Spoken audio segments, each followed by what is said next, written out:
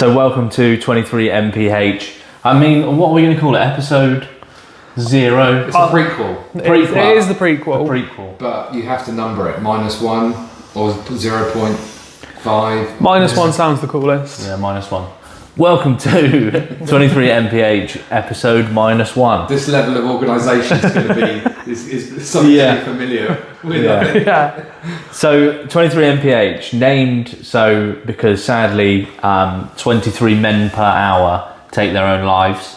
For everyone that is, I don't want to use the word successful, but for everyone that does take their own lives, there are a further 20 attempts, which is obviously a harrowing statistic.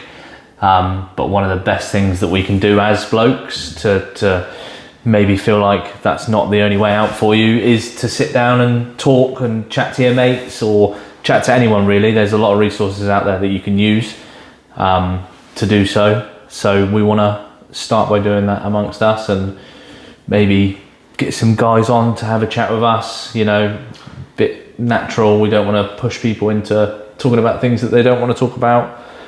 Yeah. You was saying just before we hit record about the number of people that have reached out to you since starting the initiative with the walkie-talkies that have been incredibly successful so far, and the difference of just being able to know that there's someone you can have a chat to, I think is pretty powerful. So testament to everything you've done so far, and hopefully that's a really good foundation for where this may lead to. But I think it's quite startling the amount of people that will put their hands up and actually say that they do want to talk.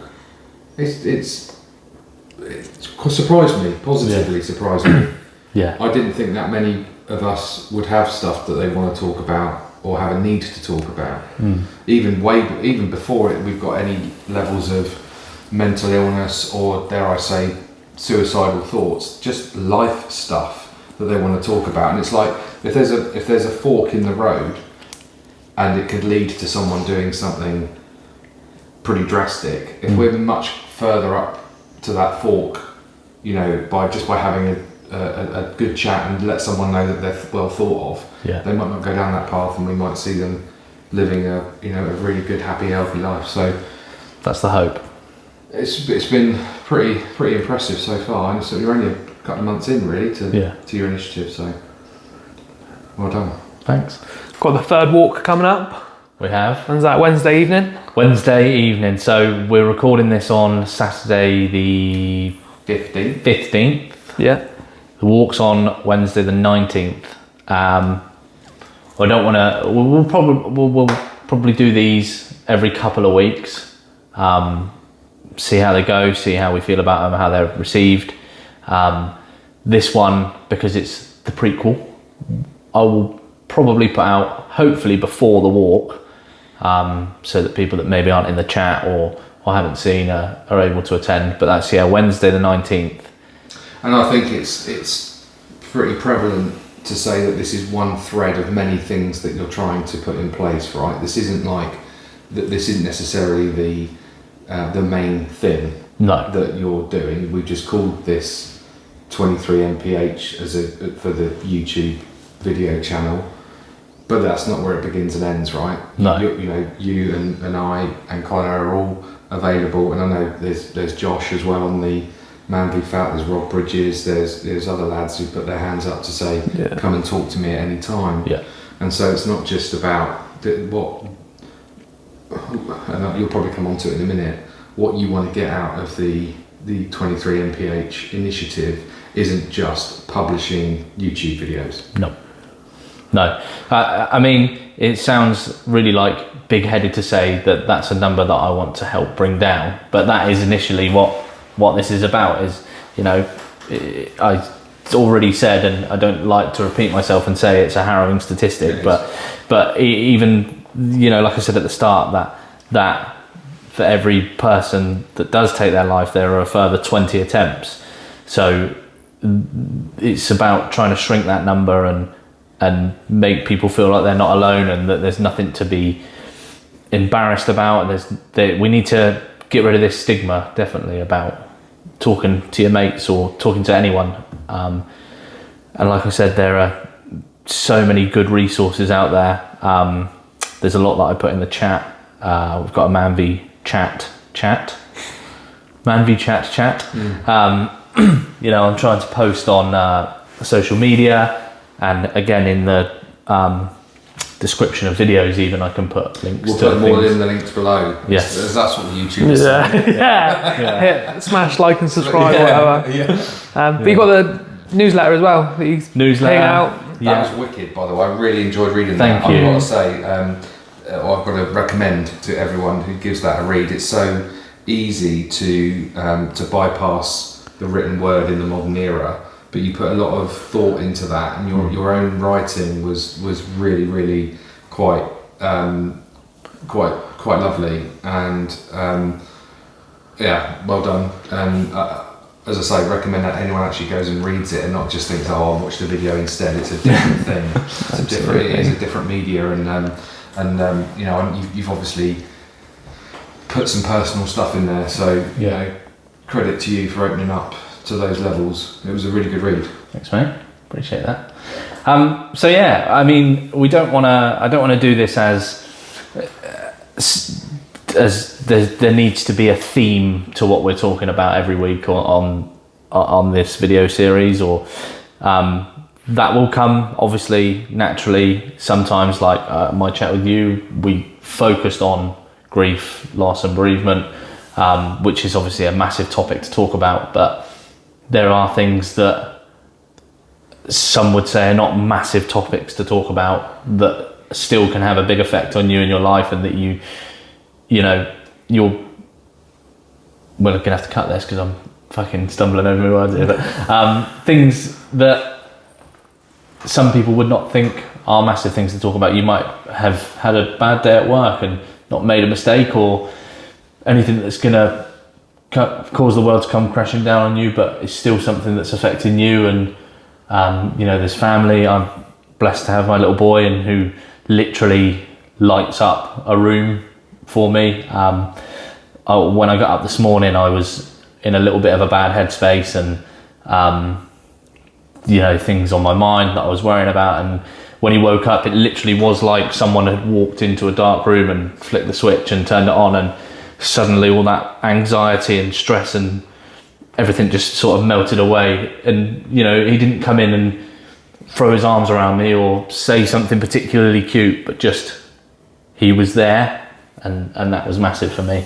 Yeah, and I'm blessed to be surrounded by really good people, great mates, great family. But that is the way for a lot of people that suffer mentally, that, you know, everything could, from an outsider's perspective, look rosy and perfect, but you still have these battles inside your own head. So let's talk about them. I couldn't agree more. There's more than just those obvious topics, finances, caring for someone. You know, someone who might actually have a real responsibility in the welfare of a loved one, caring for a parent or a partner, caring for children. We're indoctrinated, and we've got all this negative stuff pumped at us from the media in terms of, you know, crisis in the Middle East. You know, there's a lot of fear in terms of what might happen with us post the general election, post the presidential election in the States. Those things may seem trivial, but some people can get really, really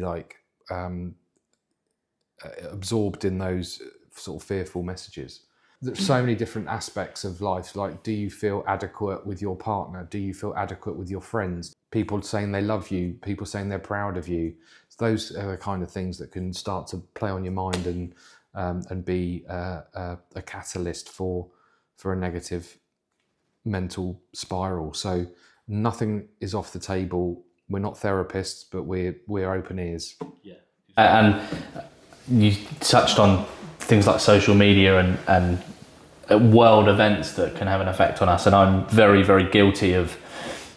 This is a big thing for me, is that I can't switch off from that. Me too. I'm very the easiest way to describe it is woke, which I'm generally proud to be quite woke, really, to social issues and things like that. I don't want to go down that rabbit hole too far at the moment.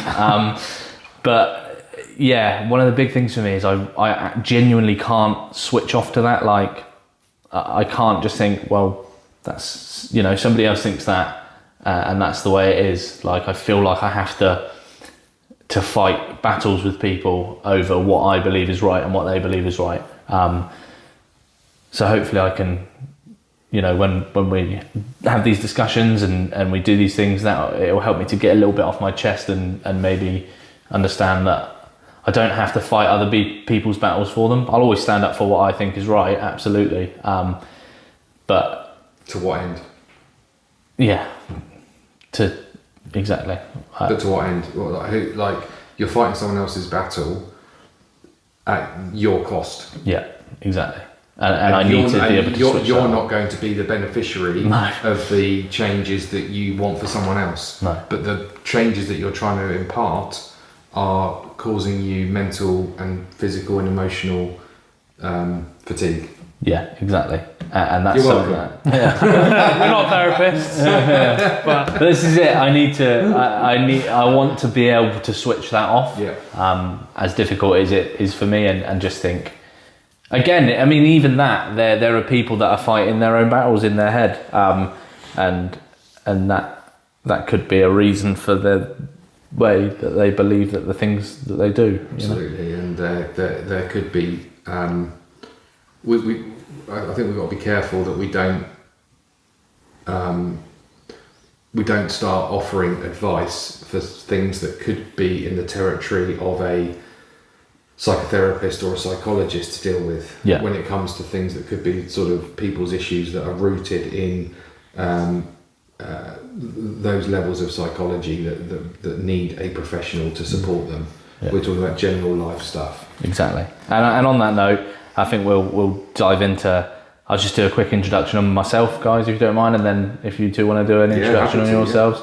Yeah. So I'm Jimi, 30 recently. Disgusting. In fact, just to caveat that had a big effect on me mentally, was turning 30, because Yeah, it did. it fucking did. Because for some reason, and people that know me that might watch this, please let me finish before you jump to a conclusion here.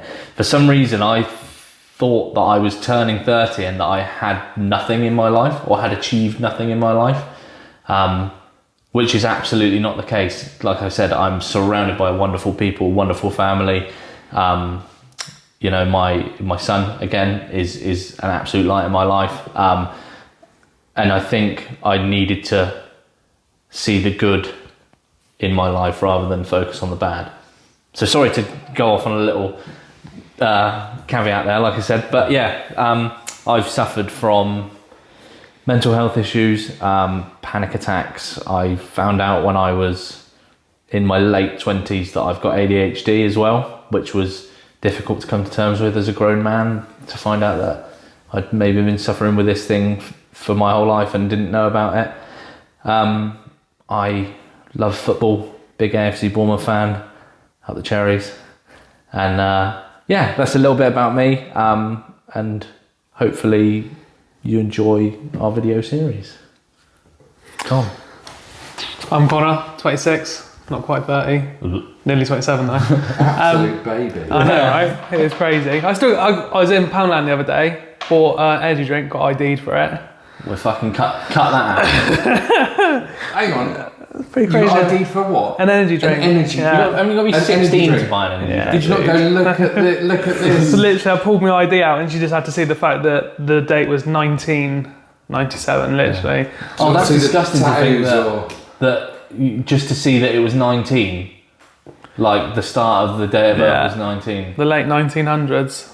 But that's disgusting to think that there are people that are walking around that were born in the 2000s. No, that makes me feel unwell. Mate, someone born in 2004 is 20. Anyway, So yeah, mental health wise, I feel I'm quite resilient. The only kind of anxiety I tend to get is phone anxiety. Like a big thing between our friendship and the people outside it is I never answer my phone. Oh, right, okay. I'd much you were prefer a gonna say about text. it has to be on you, but you actually... Oh, no. I picking hate up talking on the phone. I had to quit a job at LV, done like a month's training there, got to the actual starting of the job and talking to someone on the phone. That is what would give me a panic attack. I would feel sick to my stomach, the heart would race, start sweating, just because I had to talk to someone on a phone. You know, face to face, easy. I can see them. And you could text a stranger? Yeah. That's fascinating. Text them, because with a text I feel I've got time to plan out what I'm saying. If I'm talking face to face, if I pause for a second, that person knows that I'm thinking about what I'm saying. Whereas on a phone, that's not there. They just think I've stopped talking, I can be a bit awkward. You don't get the nuance when you're exactly that. Phone, do you? And the body language. That is fascinating to me. So yeah, that's kind of the only thing mentally for me that I tend to struggle with. I mean, I have other anxiety, like you were saying before we started recording about the football, you know, before the football match, I have a bit of anxiety, but as soon as someone passes you the ball and you get a first touch on the ball, that does just melt away. So yeah, that's about me. Cool. I don't know where to begin. The fact that I'm way older than both of you, I've got almost 20 years on you, Connor. So I'm 45 in a couple of weeks' time on the 4th of July, born on the 4th of July. So American Independence Day. So I can't wait to see the birthday cards and presents. Just saying. So yeah, I'm coming up 45. I touched on it on the video that we've already recorded. You may have already seen that. If you haven't, you'll have this to look forward to. I suffered some mental breakdown, if for want of a better word, in 2020, and that led to a really long spell of anxiety and depression. Primarily the physical symptoms: dizziness, jelly legs, upset stomach, cold sweats, couldn't focus and concentrate. Just felt like a complete shell of a person, really, and I thought it would pass quickly, but it's something that I now still, 12 years on, it's still with me, that I still have to manage and work with, and it's given me a huge amount of appreciation and empathy to all aspects of mental health, and I've had some dark moments within that depression. And again, I touched on it on the other interview, but it was for me, the big thing was alcohol and making sure that I regulated and didn't self-medicate, because that was a big thing for me. So I want to help any way I can in this venture. So if anyone has a need to reach out and just have a chat, then I'm always here. And I'm happy to help with the audio visual side of this project for now. Maybe there'll be some training happening, who knows. But it's not ultra professional, but I hope it's a good enough job for you viewing. So just as a bit of a hobby, I'm happy to help out with that kind of stuff as well. So football wise, massive Tottenham Hotspur fan for my sins, and try and go up at least a handful of times each year. It's bloody expensive to get up to watch a Premier League football match in London these days. But yeah, I do try and get up there and support the lads. Hopefully a trophy at some point would be nice, so that we can stop having the piss taken out of us for having an empty trophy cabinet. But are you happy? Genuine question, as a Spurs fan, were you happy to see that Harry Kane didn't win a trophy this season? Yes, of course. I would have loved to. I mean, we would have been phenomenal under this new manager with Harry Kane as well up front. We just would have been phenomenal. I really like Ange, and his style of football is really good. I really, really am worried about, as a Bournemouth fan, about the minor links between Dominic Solanke, because I think he would suit Ange's style of play 100%. So fucking well. Yeah, definitely. And it is scary as a Bournemouth fan to think about. Definitely. It's really not nice to wish one of your club's all-time top scorers to wish them badly. My only thought is that maybe he's a Trojan horse by going into Germany to make all the Germans love him, so that when we play in the Euros, there'll be a slight softening and warming to maybe to England because of Harry Kane's links to Bayern Munich, but probably not. So, but yes, absolutely hilarious that he's trophyless again. But he did get top scorer in the Bundesliga. Yeah, and did you see the trophy? The trophy It was a cannon. Looks like a little Arsenal colours. Oh God, shithousery of its finest order. Yeah, fucking love that. That's brilliant. That works me. Cool. Thank you. So, I mean, I don't want to overload our prequel episode.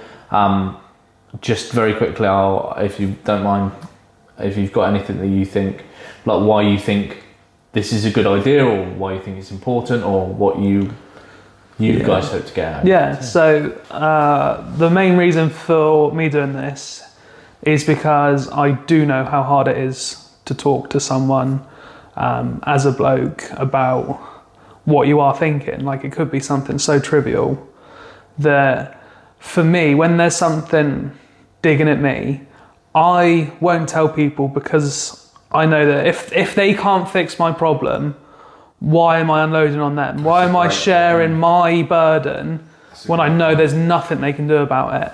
So that's why I find it hard to talk to people. So this is kind of self-help for me. That's great. I love that. I hadn't even thought of that. And I've felt that way, but I haven't articulated it like that. Yeah. So kind of, if I can sit here with you boys and talk about it, if anyone watching feels the same way, by all means come along and we'll be an awkward pair sat here together. But hopefully they'll feel comfortable enough to say anything. Like you say, it doesn't have to be about mental health. It could be anything that's gone on in your week, just to sit here and have a chat and talk when you feel like you can't, when you're at your home life. And just to say on that, I don't want people to think that they can't reach out, because I want to record every conversation that I have with them. If you want to reach out to me or one of the boys or anyone, you can do so without the fear of judgment from me, from you guys, from anyone. If you are comfortable talking on camera or talking with a microphone and you do want to come on and share your story, that would equally be great. But don't think that I'm putting myself out there as someone that you can talk to just because I want some content. That's absolutely not what we're doing this for. Yeah. Very much important to say, we're not just talking about mental health by saying we've talked about mental health. We go in to talk about what is making you feel the way you feel. Mm-hmm. That's talking about mental health, and that's what I feel we need to do as a bunch of men. Not just say, "Oh, let's talk about mental health," but actually you don't do it. You don't really scratch the surface. No.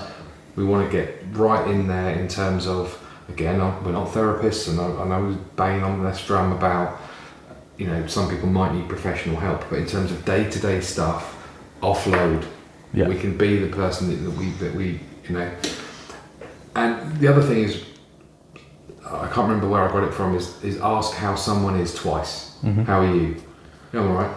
Yeah. But how are you? Yeah. And then you'll start to, and that's, I like to make sure that I really ask people how they really are. Yeah, because it's so easy just to brush it off, like, how are you? Living the dream. Yeah. Me too. Yeah. And then you go on, like, you can be best friends with someone and know nothing about them because you don't ask how they are twice. Because it is so easy just to brush off that burden of talking by just saying everything's fine when it's not. Absolutely. Yeah, cool. Well, thank you guys. Hopefully we will have an interesting guest or two in the coming weeks. I don't know if you want to weave some football chat in. We're literally just at the start of the Euros, kicked off last night with Scotland getting beautifully armoured. It was fucking lovely. It does make me happy. All you sweaty socks out there who don't like to cheer on England and support all of our opponents. Yeah. So, I really hope my granddad doesn't watch this now. My very, very Glaswegian granddad. Yes. So maybe not make it a football thing, but hopefully definitely. Some football can bring and lighten the mood. Well, we're all interested in it. It's a common interest, isn't it? Not just England stuff. Sorry, just football in general. Cheers. Yes, definitely. First game tomorrow, boys. I am absolutely Oh, Fucking yeah. buzzing. I'm buzzing. I can't wait. I think I should have bought my England bucket hat in. Have you seen the? Is it Paddy Power that are doing the? Have you seen the reversible ones? That's what I've got. I've got the reversible bucket hat thing. But is it the Paddy Power one? It's a little one, but it's still the official one. Well, yeah, but the reason I talk about the Paddy Power one, if you haven't seen it, go and look for it. Absolutely brilliant. It's one side's got all England flags on it and come on England, and then if England start to lose, you can reverse it and it says Southgate out all over it. And it's like the Southgate in, Southgate out reversible bucket hat. I think it's Paddy Power. I'm pretty sure it is. Amazing. Yeah, I genuinely Love it. Genuinely think it's coming home. We haven't even kicked a fucking ball yet. Kicked a ball yet. I mean, if you're watching, I want this on camera. Please win. Yeah. But I fear for the defence. A good, solid defensive team always wins a tournament. Yeah. And yes, we've got Pickford in goal, but our two centre halves are questionable. Come on, John Stones, please be fit. Yes, definitely. I do. This is it was mentioned in our big Bournemouth Man v Fat group chat. It's concerning to me that Harry Maguire is going to be a very big miss for us in this tournament. No, I don't. Because the thing is, I think he deserves a little bit of what he gets at Man United. Yeah. Not like the torrents of abuse. What I mean is the maybe bad punditry and when they pick holes in his game. But he just turns it on for England. Oh, he's put an English out on that boy, and he's diamond. It's just going to be. But yeah, I mean, I think it's coming home. No player, I believe, deserves to be booed by their own fans. No. That, I think, is repugnant, and that is sad to see. But as a professional footballer, you have to take the criticism as well as the praise, and yet he hasn't deserved much criticism when he puts on an England shirt. Not at all. Anyway, there we go. Think back to the penalty where he smashed the camera in the corner. Beautiful. Like I say, I am very, very, maybe not so quietly confident that it's. But then, like I say, we haven't even kicked a ball yet. I mean, if you're watching this in 3 weeks' time, England are probably out of the fucking Euros. And we're crying. But we will only be crying if Southgate has failed to manage a game like he failed to manage the Croatia game and he failed to manage the Italy final. We need to use our assets, pile on the pressure up the pitch. I think though, shot after shot after shot, and just he's going to be guilty of playing the best players in their positions and not necessarily the best team of players. There might be players who wouldn't be the first choice if you were picking them based on their abilities in that position. Like a Foden. Yeah. Who is not the best player in that position in that team, but he needs to play because of the way that he plays with that squad, with that team, with that 11. I think he's made some tough choices in the squad. But tough choices that prove he's playing players on form. In the main. You want to talk about form, do you? Where's Solanke? Dominic Solanke. Yeah, but let's not go into Dominic Solanke. But I know what you mean. Up there, you've got Watkins and Kane already. But why do you take Tony over Solanke? Yeah, but that's all he's got on Dom Solanke is his penalties. Yeah, I don't think he does anything else in this tournament. Penalties. Yeah, fair point. I think it was the wrong decision, but then there's always going to be that bias. This might age really badly. I'm always cautious talking about football because with no time at all we look like we don't know what we're talking about. Yeah, exactly right. So either we're going to be sat here after the 14th of July and Ivan Toney's just scored a hat trick against the fucking Germans. I don't think the French in the semis. Yeah. I don't think there's a way that we can play the Germans in the final, is there? I don't think through our route through. I think you're right. I think we have to face them sooner than the final. That's assuming they get through. I mean, lest we forget that Argentina lost their first game in the World Cup before they won it. So there is still hope for you Scottish fans. Oh yeah. Somewhere between no hope and Bob hope. Yeah, something like that. Yeah, definitely. All right. Shall we bow out gracefully? Yeah, let's do it. Yeah. Peace. Thank you, guys. Don't forget to like and subscribe. What a plug. Cheers, boys. Awesome. Beautiful stuff.